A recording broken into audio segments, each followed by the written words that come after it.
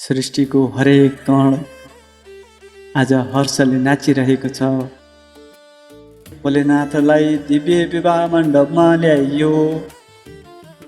अग्निलाई साक्षी मानेर राजा हिमाचलले माता पार्वतीको कोमल हात भोलेनाथको हातमा सुम्पिँदै कर्पूर गौरम करुणावतारम संसारसारम भुजगेन्द्रहारम सदा वसन्तं हृदयारविन्दे भं भं भवानी सहितं नमामि।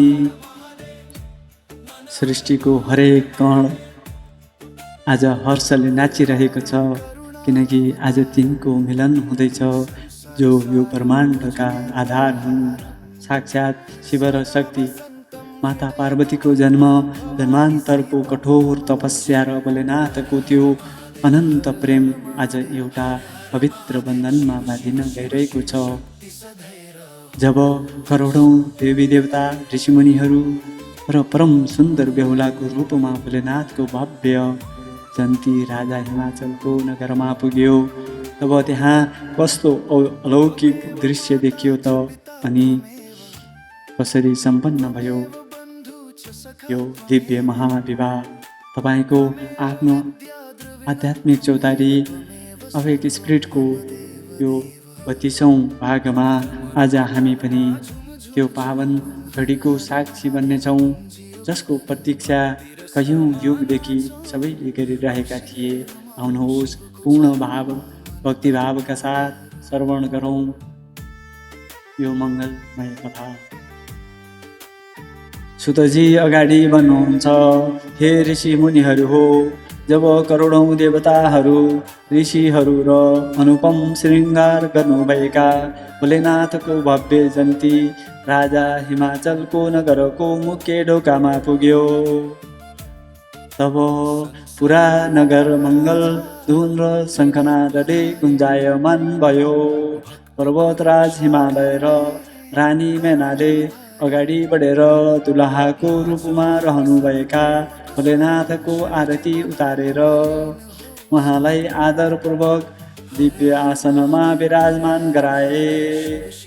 नगरका सबै माता, दिदीबहिनी र नगरवासीहरूले जब बेहुलाको रूपमा ती परम सुन्दर चन्द्रशेखरलाई देखे, तब उनीहरूको मन आनन्दले प्रफुल्लित भयो। सबैले एकै स्वरमा भने, पार्वतीले साँच्चै नै कुनै साधारण पुरुषका लागि होइन, बल्कि यो सृष्टिका स्वामीका लागि तपस्या गरेकी थिइन्। पुरा नगरमा आकाशबाट पुष्पवृष्टि गरियो र रानी मेनाले खुसीका आँसु बगाउँदै भोलेनाथलाई स्वागत गरिन्। शुभ मुहुर्त आउने बित्तिकै भोलेनाथलाई दिव्य विवाह मण्डपमा ल्याइयो। उता माता पार्वती पनि अद्भुत रातो रेशमी वस्त्र र सुन्दर आभूषणहरूले सजिएर आफ्ना सखीहरूका साथमा मण्डपमा पदार्पण गर्नुभयो।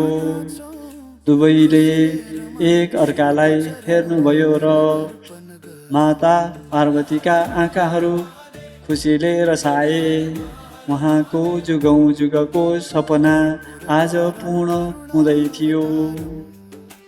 देवर्षि नारदले वेद मन्त्रको कडा उच्चारण सुरु गर्नुभयो। अग्निलाई साक्षी मानेर राजा हिमाचलले माता पार्वतीको कोमल हात भोलेनाथको हातमा सुम्पिँदै भावुक भएर कन्यादानको महापुण्य कमाउनुभयो। जब शिव र शक्तिले अग्निको वरिपरि 7 फेरा सप्तपदी लिनुभयो, तब आकाशबाट देवताहरूले धुन्दुभी बजाए र धरतीमा पञ्चे बाजा र सनाईहरूको मधुर धुन गुन्जियो। शिव र शक्ति अब सधैँ सधैँका लागि एक अर्काको हुनुभयो। विवाहको महाउत्सव सम्पन्न भएपछि त्यो घडी आयो जहाँ हरेक छोरीको बुबाको मुटु च्यातिएर आउँछ। विदाईको घडी माता पार्वतीले जब आफ्ना पिता हिमाचल र माता मेनकाको चरण स्पर्श गर्नुभयो तब पुरा दरबार शोक र भावुकतामा डुब्यो।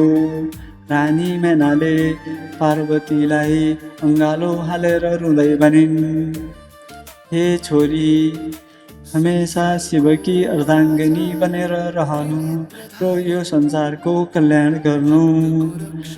भोलेनाथले सबैलाई धैर्य धारणा गराउनुभयो र माता पार्वतीलाई साथमा लिएर आफ्नो दिव्य वाहन नन्दीमाथि सवार हुनुभयो।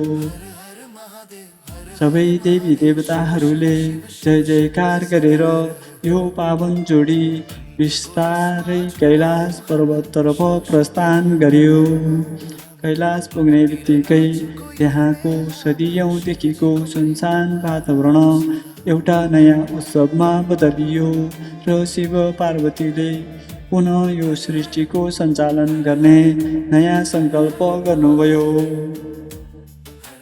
हे प्यारा आस्तिक जनहरू, हे श्रोतावृन्दहरू, कृपया विचार गर्नुहोस् त, शिव पार्वतीको यो विवाह केवल दुई शरीरको मिलन मात्र थिएन, यो त सत्य र शक्तिको मिलन थियो। आध्यात्म र प्रकृतिको अमर बन्धन थियो। यो कथाले हामीलाई सिकाउँछ कि जब हाम्रो भक्ति र सङ्कल्प साँचो हुन्छ तब जीवनको हरेक कठिन परीक्षापछि यस्तै आनन्दमय र मङ्गलमय परिणाम प्राप्त हुन्छ। आफ्ना आँखाहरू बन्द गर्नुहोस् र महसुस गर्नुहोस् त्यो विवाह मण्डपको दिव्य अग्नि र भगवान भोलेनाथ माता पार्वतीको यो सुमधुर जोडीलाई जसले हामी सबैलाई आशीर्वाद दिइरहनु भएको छ।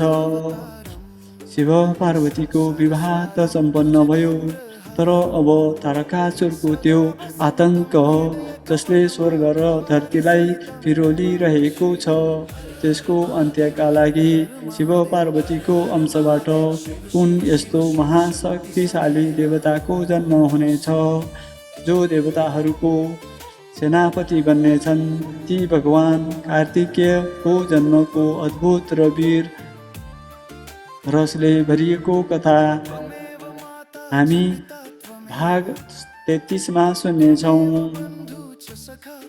आफ्नो आत्मालाई जगाउने यो पवित्र आध्यात्मिक यात्रामा अवेक स्पिरिट च्यानललाई सधैँ साथ दिइरहनुहुने सम्पूर्ण श्रोतावृन्दहरूलाई मेरो तर्फबाट कोटी कोटी धन्यवाद आभार व्यक्त गर्दछु। कमेन्टमा ओम नमः शिवाय लेख्न नबिर्सनुहोला।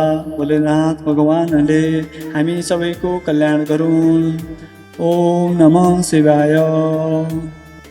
त्वमेव माता च पिता त्वमेव बन्धु च सखा त्वमेव विद्या त्रिणुवं त्वमेव सर्वं मम देव देवः। त्रिनेत्रधारी भक्त को रक्षा करने